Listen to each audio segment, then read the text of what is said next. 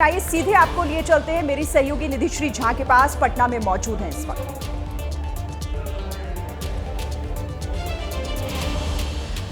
बिल्कुल शिरीन, देखिए इस वक्त मैं बिहार की राजधानी पटना में हूं, जहां आने वाले कुछ महीनों में, बल्कि मैं अगर बताऊं तो 8 महीनों में चुनाव है। और बीते दिन मंत्रिमंडल का विस्तार हुआ, लेकिन इस मंत्रिमंडल के विस्तार में सिर्फ बीजेपी कोटे से 7 मंत्री बनाए जाते हैं। और कहा जाता है कि इन 7 विधायकों को जब मंत्री बनाया गया तो सबसे ज्यादा किसी एक व्यक्ति का प्रभाव था, तो वो है सम्राट चौधरी का। इस बात में कितनी सच्चाई है, ये मैं सम्राट चौधरी से ही जानना चाहूंगी कि कल मंत्रिमंडल का विस्तार हुआ, 7 नए मंत्री बने हैं। कितनी सच्चाई है कि इन सब में कहीं ना कहीं आपकी हामी थी, तभी ये मंत्री बने? नहीं, पार्टी की हामी होती है, व्यक्ति का यहाँ कोई स्थान नहीं। यहाँ पार्टी के लोग, सभी लोग मिलकर डिसाइड करते हैं। पार्टी में एक पूरा सिस्टम है, पूरी कोर कमेटी से लेकर राष्ट्रीय नेतृत्व, सबकी सहमति से ही यहाँ कोई एक्सटेंशन होते हैं। यहाँ व्यक्ति की पूजा नहीं हो सकती है। मेरा सवाल ये है कि देखिए, बीते साल फरवरी महीने में फ्लोर टेस्ट हुआ और उसमें एनडीए ने अपना बहुमत साबित किया। 1 साल लग गए और फिर अचानक मीडिया को भनक तक नहीं लगती और अगली सुबह जो है वो खबर आती है कि मंत्रिमंडल का विस्तार होना है। तो क्या कुछ पेज फंस रहा था सम्राट जी की, जो कि क्लियर हुआ और उसके बाद ही विस्तार हुआ है, एक्सपेंशन? नहीं, इसकी आवश्यकता पड़ी कि काम और अधिक तेजी से करने के लिए ये 7 मंत्रियों को माननीय मुख्यमंत्री जी ने सहमति दिया, तो इसका एक्सटेंशन करने का काम हमारे नेतृत्व ने किया। कल मंत्रिमंडल का विस्तार होता है और 17 से 18 घंटे या उससे ज़्यादा का वक्त लग जाता है। मंत्रालय किसको किसको मिलेगा? दूसरा इसमें यह भी सवाल है कि ज़्यादातर मंत्रियों के मंत्रालय में फेरबदल हुआ है। ये क्या मामला है, ये मैं आपसे ही जानना चाहूँगी। नहीं, जिनके पास एक से अधिक काम थे उनके विभागों के बदले गए हैं और किसी का कुछ नहीं है। राजनीतिक तौर पर क्योंकि हमारे पहले मंत्री 15 थे और अब 21 हो गए, तो इस स्थिति में एक से निकालकर दूसरे में तो देना ही था। इसलिए ये कोई इशू ही नहीं है।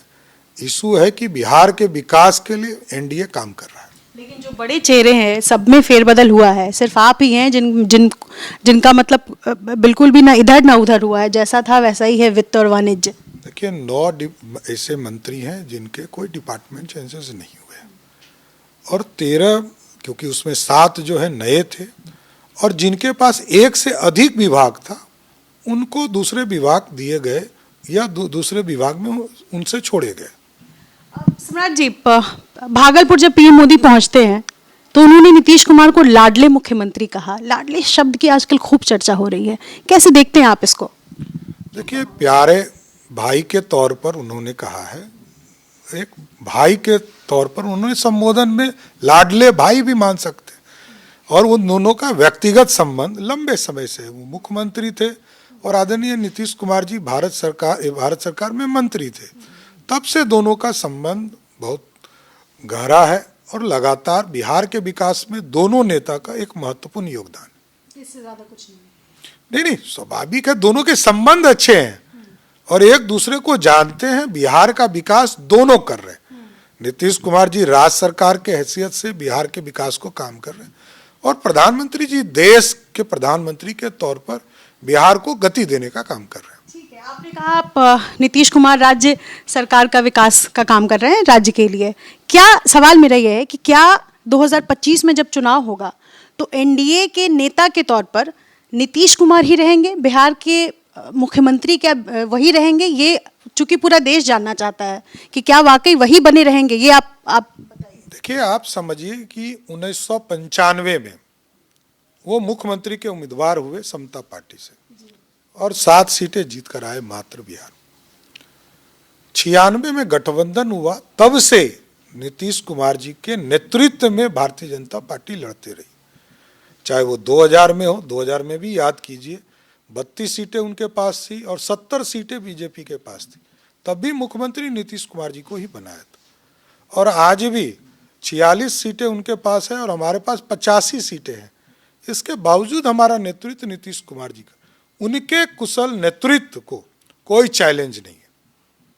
एकदम स्पष्ट मेरा मानना है कि उनके नेतृत्व को कोई चैलेंज नहीं है।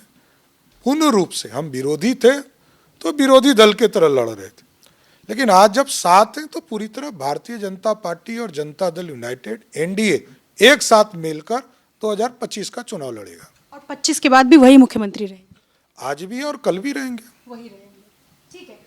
एक सवाल है, निशांत कुमार को लेकर खूब चर्चाएं हो रही हैं और आप तक भी वो वीडियोस पहुंचे होंगे या वो जानकारी मिली होंगी। निशांत गाहे बगाए मीडिया को आजकल बयान दे रहे हैं कि मेरे पिताजी को आप लोग जितवाइए, लेकिन निशांत की पॉलिटिकल एंट्री 2025 में होगी, इसकी खूब चर्चा है। आपको लगता है कि एंट्री करना चाहिए? ये एक बीजेपी के नेता के तौर पर आपसे पूछ रही हूँ। देखिए, नीतीश कुमार जी एक पॉलिटिकल विल और पॉलिटिकल आइडियोलॉजी के साथ राजनीति में आए और पूरा यूएसपी नीतीश कुमार जी का है। नीतीश कुमार जी को तय करना है कि आगे की राजनीति में किनको लाना नहीं लाना, ये उनका व्यक्तिगत फैसला है। हम लोग नीतीश कुमार जी के नेतृत्व में पूरी तरह कंफर्टेबल हैं। उनसे कोई निशांत अगर आते हैं तो उनसे कोई दिक्कत? भारतीय जनता पार्टी को क्या प्रॉब्लम हो सकती है? कुंभ को लेकर लालू प्रसाद यादव बयान देते हैं और कहते हैं कि कुंभ फालतू चीज है, बेकार की चीज है। क्या कहेंगे? स्वाभाविक है, जो फालतू नेता होते हैं वो फालतू बात करेंगे, उनके पास तो कोई काम है नहीं ना। इस देश में पंजीकृत अपराधी में कोई व्यक्ति है तो उसका नाम है लालू प्रसाद। तो जो पंजीकृत अपराधी हों उन पर क्या बात करना, वो स्वयं फालतू हैं, तो इसलिए फालतू की बात करते रहते हैं। इससे ज़्यादा उनका कोई रोल नहीं है। इस बार चूंकि पिछले चुनाव में 2020 का जब चुनाव हुआ था तो तेजस्वी यादव ये मानते हैं कि वो चूक गए थे। इस बार उनकी भी कोशिश है तेजस्वी की, उन्होंने माई बहन सम्मान योजना उसकी शुरुआत पहले ही कर दी। आप लोगों की तरफ से तो बिहार की महिलाओं के लिए कोई शुरुआत की नहीं गई है। दिल्ली में आपने घोषणाएं कर दी। क्या बिहार में महिलाओं के सम्मान के लिए, महिलाओं के लिए कोई योजना बीजेपी लेकर आएगी? चूंकि चुनाव इस साल है इसलिए। देखिए, बिहार की जनता जानती है कि कौन क्या करेगा। आदरणीय नीतीश कुमार जी के नेतृत्व में 20 सालों में महिलाओं के लिए जो काम किए गए, स्वयं सहायता समूह बनाए गए और करोड़ों महिला इससे जुड़ी है, लाखों नहीं करोड़ों महिला। और लालू प्रसाद जी ने 15 साल में यहाँ महिलाओं को किस तरह अपमानित करने का काम किया है वो बिहार की जनता जानती है। देखिए, तेजस्वी कोई फैक्टर ही नहीं है, यहाँ फैक्टर लालू प्रसाद है। और लालू प्रसाद नेता हैं तो उन्होंने जो घृणित पाप किए हैं बिहार के लिए उसका जनता हिसाब फिर करेगी। आप कुंभ गए थे नहाने, लेकिन लालू परिवार से कोई नहीं गया। महाकुंभ का समापन हो गया है, क्या कहेंगे इस पर? देखिए, जो फालतू के चीज़ें पर क्या बोलना, जब लालू जी ही कहते हैं कि फालतू है तो हम तो उन्हीं को फालतू नेता समझते हैं, जिसमें दिक्कत कहाँ है। कुंभ के बाद महाकुंभ का समापन हो गया, कुंभ के बाद सबसे पहला कोई चुनाव है तो वो है बिहार में। और कल भी मैं कुछ बीजेपी के कार्यकर्ताओं से ये बातचीत कर रही थी। ये सवाल आपसे है कि क्या कुंभ का असर बिहार चुनाव में पड़ेगा? क्या सियासी फायदा बीजेपी को होगा क्योंकि इतना बड़ा आयोजन हुआ है? देखिए, वर्ल्ड में इस तरह के जमावड़ा कहीं नहीं देखा होगा आपने। पूरा अमेरिका का दुगना आबादी गंगा स्नान करता हो, पूरा यूरोप का 66% की आबादी पूरे गंगा स्नान करता हो, संगम स्नान करता हो। इससे बड़ा लोकतंत्र में क्या हो सकता है कि जनता स्वयं जा रही है। जनता को कोई हम बुला नहीं रहे हैं, कोई गाड़ी नहीं दे रहे हैं, ट्रेन नहीं दे रहे, प्लेन नहीं दे रहे, अपने आ रही। ये आस्था है और आस्था सनातन को बढ़ाता है। इस देश ने मुगलों के भी शासन को देखा है, किस तरह हमारे राजाओं की हत्या उन लोगों ने किया, अराजकता फैलाया और पीड़ा दिया। आज सनातन की पूजा हो रही है, भगवान राम स्थापित हो रहे हैं, माँ सीता स्थापित हो रही है और कुंभ स्नान हो रहा है और 66 करोड़ से अधिक लोग गंगा स्नान कर रहे हैं।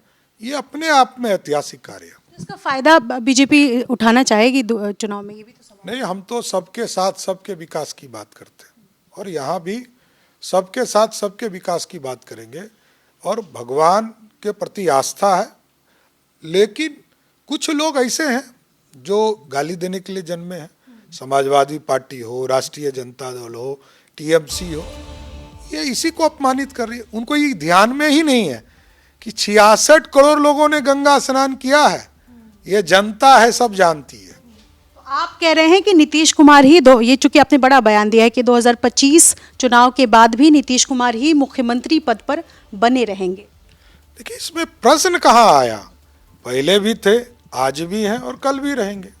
बहुत शुक्रिया हमसे बातचीत करने के लिए सम्राट चौधरी, जिन्होंने बड़ा बयान दिया है कि नीतीश कुमार कल भी मुख्यमंत्री थे, आज भी हैं और कल भी मुख्यमंत्री रहेंगे। एक संशय जो नीतीश कुमार को लेकर था कि क्या 2025 में एनडीए उन्हें अपना नेता घोषित करेगा, फिलहाल इस पर इन्होंने कहा है कि वही बने रहेंगे। दूसरी तरफ लालू प्रसाद यादव और उनके परिवार को उन्होंने कहा कि चूंकि फालतू का बयान उन्होंने दिया, फालतू परिवार तमाम बातों का बेबाकी से जवाब देते। मुख्यमंत्री नीतीश कुमार भी होंगे। सम्राट चौधरी का आपने एबीपी न्यूज से बातचीत करते हुए उनका ये बड़ा बयान, ये साफ करते हुए कि बीजेपी ने अपना साफ कर दिया स्टैंड की मुख्यमंत्री के चेहरे को लेकर किसी तरीके का कोई कंफ्यूजन नहीं है। निशांत के बारे में भी उन्होंने अपनी बात कही और कहा कि ये नीतीश कुमार को तय करना है। तो बिहार के डिप्टी सीएम सम्राट चौधरी का ये बड़ा बयान कि सीएम नीतीश कुमार ही होंगे।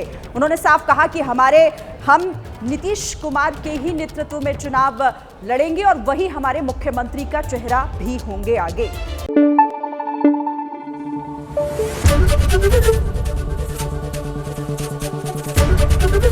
एबीपी न्यूज आपको रखे आगे।